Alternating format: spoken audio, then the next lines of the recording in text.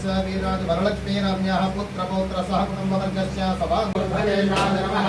ओम भूतनाथाय नमः। ओम खड्गहस्ताय नमः।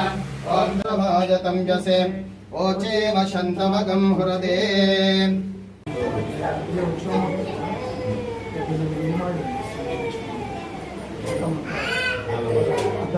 सदा वीरवैश्वर महाकंसहरिद्धिरस्तु धनधान्य समृद्धिरस्ताक्षं विश्वरूपाय वै नमो नमः।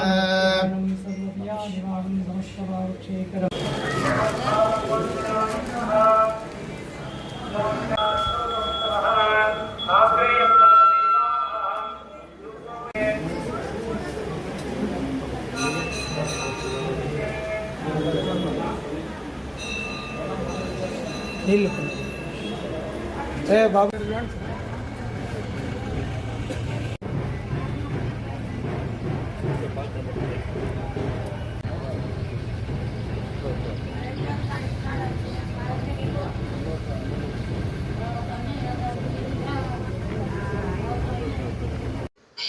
శివుడి యొక్క అంశ వీరభద్రుడు, భద్రకాళి అమ్మవారు.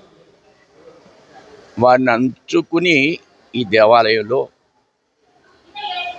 గణపతి, సుబ్రహ్మణ్యేశ్వరుడు, 5 లింగాలు, అమ్మవారు, వీరభద్రుడు. మన రాష్ట్రంలో వీరభద్రుడు యొక్క టెంపుల్ గుడి ఏదైతే ఉందో ఇది చాలా పురాతనమైనది. రాయల నాటి చారిత్రాత్మకమైనటువంటి ఒక దేవాలయం. ఈ దేవాలయం ఆధారంగా అనేకమైన చోట్ల 24 చోట్ల మరలా చిన్న చిన్న దేవాలయాలు అవి కూడా ఇలానే వర్ధిల్లుతున్నాయి.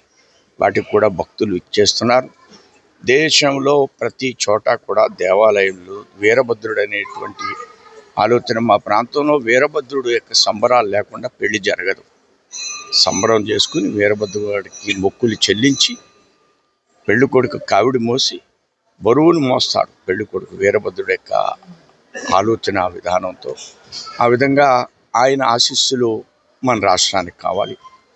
మన రాష్ట్రం అనేక విధాలుగా ప్రతి దినం ఏదో ఒక రాష్ట్ర అభివృద్ధికి సంబంధించిన అనేక కార్యక్రమాలు జరుగుతున్నాయి. నిన్న ముఖ్యమంత్రి గారు PBSC మీటింగ్లో పాల్గొన్నారు.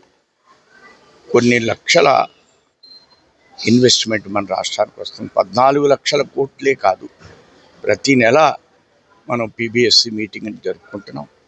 దానిలో మన 2 లక్షల మందికి ఉపాధికి వెళ్ళిపోయి వాటిని నిన్న మన ముఖ్యమంత్రి గారు ఆమోదించారు. సంక్షేమాన్ని ఎంతైతే ప్రాధాన్యతనిస్తున్నామో అభివృద్ధిని కూడా అన్ని విధాలుగా, అటు విమానాశ్రయాలు కావచ్చు, 4 వేస్ కావచ్చు, క్యాపిటల్ కావచ్చు, స్టీల్ ప్లాంట్ కావచ్చు, పోలవరం కావచ్చు, ఇలాంటి అనేక కార్యక్రమాలని మనం ఈవేళ ఈ రాష్ట్రంలో అమలు జరిపే విధంగా, క్యాపిటల్ అభివృద్ధి చెందే విధంగా వీరభద్రుని దీవెనలు ఇవ్వాలని కోరుతూ నేను వారికి నమస్కరించుకోవడం జరిగింది.